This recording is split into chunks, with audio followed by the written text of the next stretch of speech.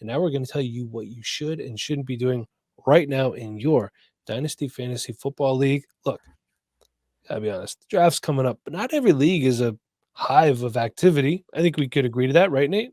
Yeah, sure. Not all of them. A lot of people complain, my league's inactive. Here's your chance to do something about it. So, Nate, we're going to talk some should and should nots.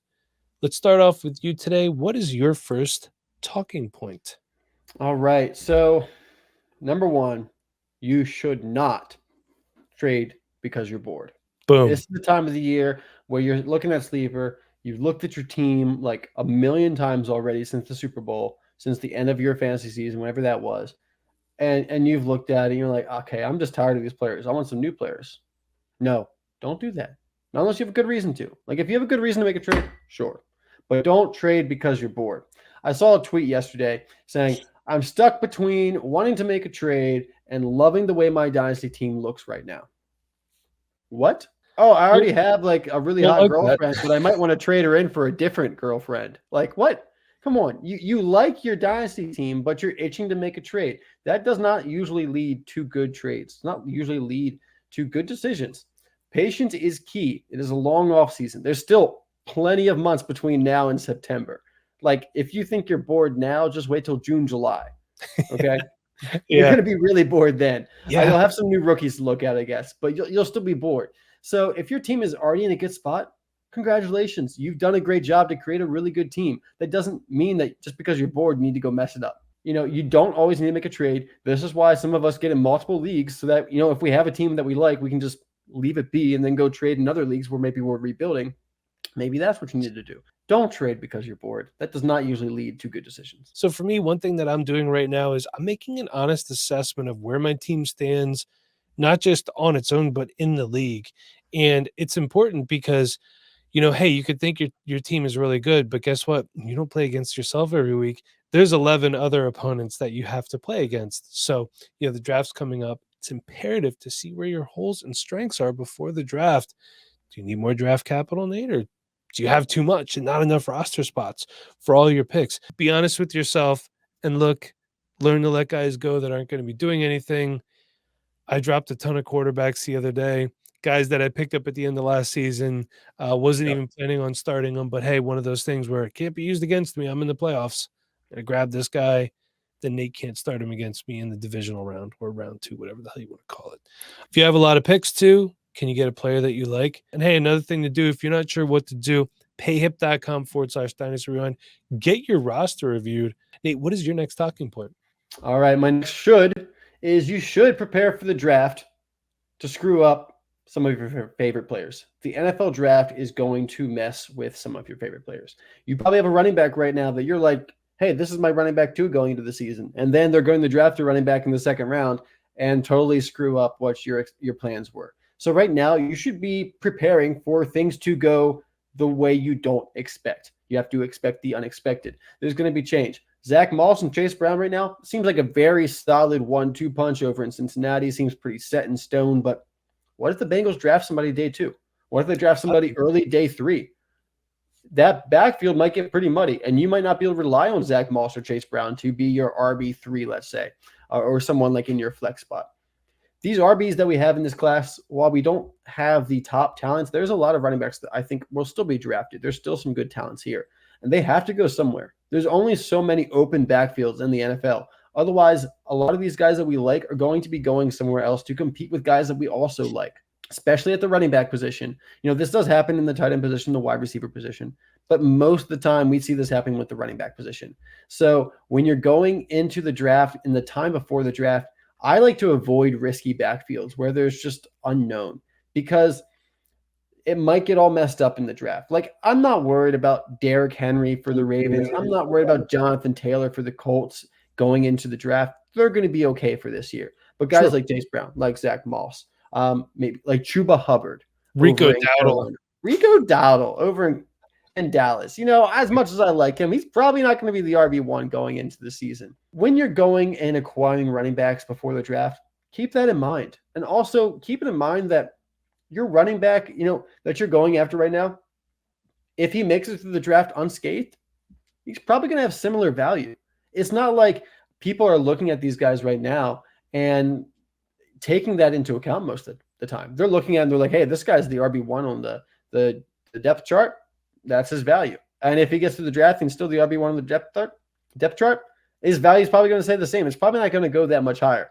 So a lot of these cases with these unknown running backs heading into the draft, you only really have the opportunity to either just hold even on value or lose out. Not only do I agree with Nate, but my next talking point, Dynasty Fantasy Football, it is a business. Treat it as such. Do not move players for less than their value because you have an abundance at the position. I myself have been guilty of this in the past. In a league with a friend of mine, like, oh, hey, I got 4 starting quarterbacks here. So you take a lesser deal than you should have. Kick yourself in the rear end for it later. Don't do that. Don't sell cheaply just because you have a lot of players at one position. Every position at some point becomes that of scarcity because of so many injuries. We saw with quarterback last year, running back every single season. Wide receiver and tight end has held up a little bit better than those two, but quarterback and running back especially. So don't devalue your roster by selling guys cheaper just because you have a lot of them. Nate, back to you. I love your next point, by the way. All right. Look, don't box yourself into fantasy football Twitter or media or whatever you consume. Like, hey, Dove Kleinman. oh man, just mute that guy. We love the fantasy community. There's a lot of really good analysts in this community. There's a lot of really good resources, and I love what the fantasy football community has become. It is a great resource, and you should absolutely be a part of it, whether it's on Twitter, whether it's on here on YouTube or a podcast or wherever you are. That's good. You should be using those resources, but don't box yourself into just the fantasy football resources, because we do sometimes become an echo chamber, and we have our biases because we play fantasy football. And sometimes you need to take an outside look and look at the NFL media that doesn't care about fantasy football. Now, that's hard to find these days because a lot of the NFL has become integrated with fantasy football. So especially now when we're talking about the NFL draft, take another step back and go to college football. Let's go to the college football guys who don't care at all about NFL fantasy football. They don't even care about the NFL at all. They are college football diehards, and that's all they care about. Go see what they're saying about these players. They've been watching these players for 4 or 5 years. They were looking at them as recruits coming out of high school. That is all relevant knowledge. And I think, we all have our opinions of these players. And when you go into the college football landscape, they've seen these guys play on the field more than we have. They've seen them in the big moments and when it matters, not just looking back at the film and seeing what happens, but in the moment. And I think you got to take into account what they're saying. I like Josh Pate a lot. He's one of my favorite college football guys, but there's a lot of really good college football guys out there. And, I've seen some people in the fantasy community be like, oh, where did J.J. McCarthy come from? I watched a lot of college football and no one thought about him as a good draft pick. People have been talking about J.J. McCarthy as one of the top college quarterbacks for a long time now, and even projecting him, college football guys projecting him as a first-round pick because they know that J.J. McCarthy is not just some bozo who's a third-round pick. They were ahead of the game. You can get ahead of the game by keeping your ears outside just the fantasy football community, making sure that you're getting a holistic viewpoint of these players. Hey guys, Bob here, dropping by to interrupt your scheduled programming to introduce today's trusted partner, Aura. A lot of our focus here at the Dynasty Rewind is protecting our Dynasty assets and taking care of the long-term vision. What drew us to Aura is that they reflect this mindset, but with the most important assets in your life. Have you ever received a spam call or a suspicious email? I know I have. And it's not just annoying, it's a sign of a much larger problem. Behind these unwanted calls and emails lie data brokers, which are websites that buy and sell your personal information without your consent. Geez, not great, Bob. What? Okay, weird. You guys see that? Don't know what that was about. I recently did a search for my own name online and was shocked and quite frankly disgusted at my information popping up over multiple data broker websites. And that's when I realized just how vulnerable I was to online threats. But that's where Aura comes in. They're more than just an online security service. They're your personal bodyguard in the digital world. Aura actively identifies which data brokers are selling your information and takes action by sending out opt-out requests on your behalf. Not only does this cut down on all those annoying spam emails and phone calls, but it also shields you and your loved ones from potential cyber threats and hackers. And they don't just stop at the protection.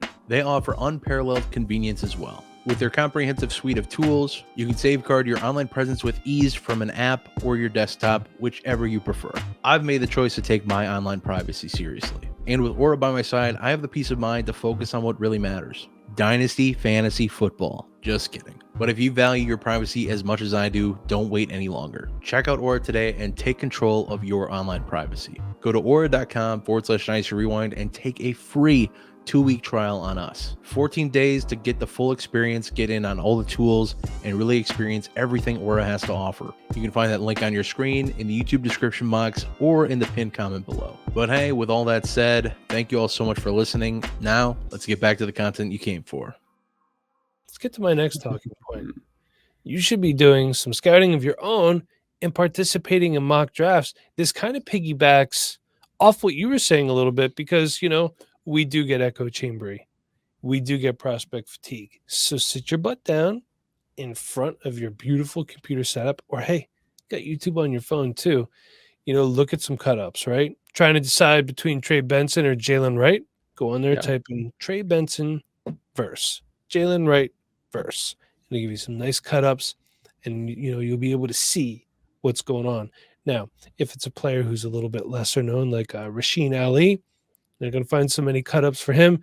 You'll have to go to like Marshall offense verse, and you're going to have to go through, put a running back typically on the field a lot too, that works well with quarterbacks as well. And I'm going to give you some really good examples here of how I kind of got into scouting a little bit, why it's helped me. Harken back to the days of 2019. Remember a guy named N'Keal Harry? Everyone was talking about how great he was. Some people are having PTSD right now, so lower your volume for a little bit. I ended up avoiding him because I liked his teammate Brandon Ayuk better. I drafted somebody else, and I waited a year for Brandon Ayuk. And in the same year, people were all in on DK Metcalf, rightfully so, as it turned out. But I liked A.J. Brown's tape better. It's one of those things where you can listen to me, you can listen to Nate, and you should, because Nate and I are very smart. Well, Nate is. I'm just good at talking. But, get some eyes on guys yourself. And look, again, hop on into Patreon, have a discussion with us. Say, hey, what do you see about this guy? I don't see it, but I see this. We'll gladly talk to you anytime. So, Nate, what is your next talking point? All right, my next one, I think I've mentioned this one before. In the offseason, you still need to fill your lineup. Slowly, don't rush it, but you still want to fill up your lineup. Not needing a position, especially going into the draft, but just always, because you're going to have people coming at you predatorily and be like, oh, I see that you need a running back. Well, how about you trade me this wide receiver that you really like for this running back? I hate that so much. I want the flexibility of, hey, I've kind of already filled up my lineup to a point.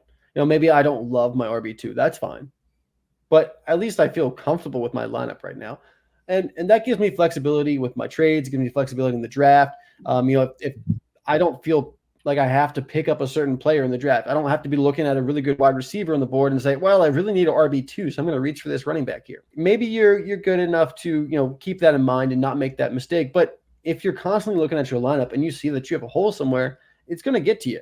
And it might end up influencing your decision. So if you can fill out your running back position, your wide receiver position, your tight end position, all your lineup positions, and feel good about it going into the draft, that just gives you the flexibility to pick the best player available, to move around the board if you need to find better value. And, you don't need 2 stud running backs right now, but if you have a really good RB1 right now and then like a decent RB2, like I said, that just gives you the flexibility to do whatever you need to do to make your team better. Because you don't have to set the lineup right now, but you still want to make sure that you have, a rounded lineup, because who knows how many trades you'll get to make between now and the season? Who knows what opportunities you'll have? You want to make sure that you're always prepared. One thing you should also not do is don't be cocky and think that joining more leagues is going to equal more winnings, because all it equals is much more work. And more lineups is not fun, especially in week 1. It can make you resent the game. Did it to me. I was in almost 30 dynasty leagues at one point in time. Mike. Yes, I know, because you know what? Part of the problem is something I'm working on in my personal life as well. I have a hard time setting boundaries and saying no. It's been much better for me, though. It makes you resent it. Setting lineups becomes a chore, and I wasn't a fan. I'm down to like 11 or 12 leagues now. Also, no shame in leaving a league. I've been cutting back to only leagues that I enjoy, starting leagues that only I enjoy. But I've been cutting back. It's been a massive blessing. I'm focused to try to help you guys. I'm focusing on this, my part-time job, if you will. So I find the more I focus in, the more fun I have. I actually win more now by having less leagues because I put more effort into what I do have. You only have so much effort you can put into fantasy football at the end of the day. Otherwise, you will get burned out. So if you look at that effort as like a piece of pizza, the more slices you have, the less production and effectiveness you're going to have. If you cut that down to 8 slices, 10 slices, it's going to be a lot better. So, Nate, your next talking point is you should not be boxing yourself or pigeonholing yourself into picks before the draft even happens. I love that. I see so many people say, well, at the 103, I'm definitely picking up Brock Bowers. Yeah. All right. Well, you shouldn't do that. Or like, hey, at the 105, I'm definitely picking up this player. Okay, well, if you like that player, that's great, but you should either move down the board, move around the board to better value, or, at least be open to other decisions. Don't look at a single player. And I know there's players that we like. There's players I like more than other players, just, from an emotional standpoint, investment standpoint. But I try to be objective, especially when playing fantasy football, because as much as I might care about a certain player, that doesn't change the fact of how good they're going to be or, how bad they might be. My emotional investment does not have any impact on the NFL or my dynasty team. You should listen to the NFL when it gives us draft capital, when it gives us the situation that these players involve into. And then from there, you can make an informed decision. Don't blindly just say, hey, I like this player. I watched his highlight tape. He seems like he's going to be a beast. And then no matter what happens, you're going to pick him up. That just is not a winning strategy at the end of the day. You need to be flexible. You need to be open to other things. And if you still really want that player and the value just isn't at the pick, find a way to move down. Find a way to get that player at a better value or a value that is at least, practical. This is something I think a lot of people need to hear because we do get excited about players. There are players that excite us more than other players. And we want to have a piece of them. We want to draft them because it just feels better to have a player that we drafted be on our team than a player that we had to end up trading for. And a lot of times that comes down to value because you want to draft him before he's too valuable that you can't trade for him. But you need to be flexible. You need to be open. Be willing to change what you're really excited to do. So one thing, my last talking point, I'm going to knock on some doors for aging players. Mentioned it in the last pod. Every seller needs a buyer. Buyer's going to be me. Guys like Tyler Lockett, Terry McLaurin might be aging, and they're not the sexiest player, but they have solid roles on their teams, and they're going to help a contending team to have a push, and they're cheaper than other players are right now. These are guys that I love to see. Cooper Kupp is a guy that you can probably get a little cheaper right now than what you normally have been able to, getting older, coming off an injury. The emergence of Puka Nacua tells me I want more Cooper Kupp on my rosters. That tells me. That's going to wrap it up for us. So I want to say thank you again to everyone for listening. Until next time, for Nate, I'm Mike. We'll see you then.